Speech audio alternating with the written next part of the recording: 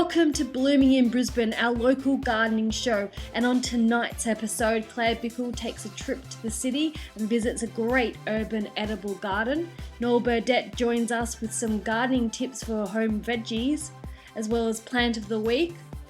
Claire Bickle also diagnoses a problem with the pomegranate tree. But first, let's go to Noel Burdett with gardening.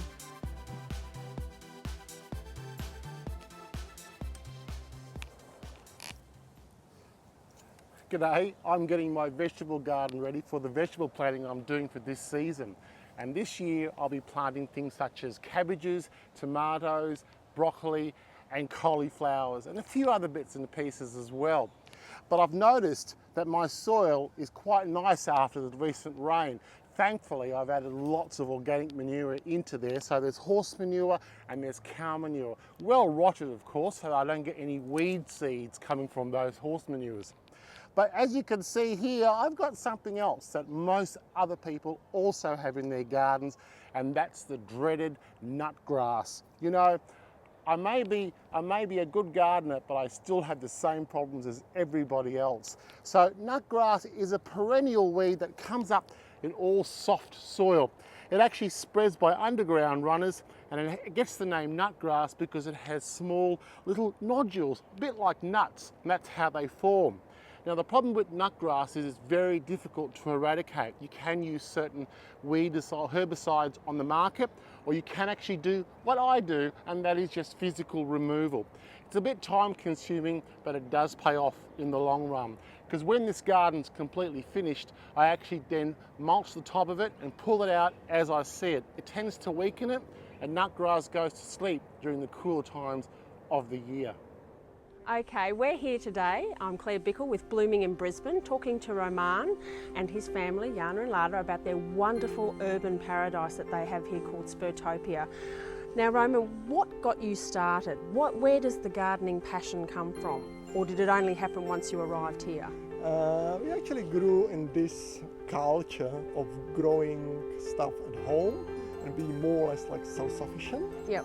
And it was normal for us. And seeing how easy it is to grow stuff here in Brisbane all year round, people don't realize how lucky they are to live here. Yeah, so there's no downtime for winter, is it? Exactly. You can grow all year round. While in Europe, specifically in Czech, where we come from, you've got about 6 to 8 months frost-free period where you have to grow all your produce. Okay, and when you started designing this garden, was there something that you had in mind to start with, or was it just evolved slowly?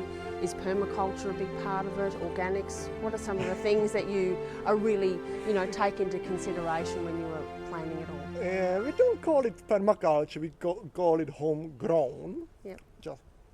It's normal for us. Yep. And it was evolving from a small garden bed in the middle, which was pile of rubbish, and we converted that into a garden bed and slowly expanding, and now we basically produce something like 75% of our green veggie and fruit need for my family. And what other features are there that are part of this backyard growing paradise? There is different things, like obviously growing all sorts of green stuff and veggie and fruit, but also we have got like a water feature, yep. Recycled bathtub, we have got bees producing honey, we have got chooks.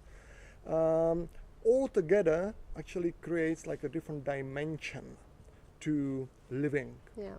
And it expands beyond your garden too. You've really taken on board that whole self-sufficiency, sustainability. You've taken that all the way through to the way you live inside as well. So with your cooking and other inventions that you have, can you tell me a little bit about those things? Basically we cook in solar oven. Yep. Cakes, bread, potatoes, beans, rice, everything. We produce our homemade organic yogurt in sun, and we reduced our energy consumption to real minimum. So our electricity bill is something like $100 per quarter.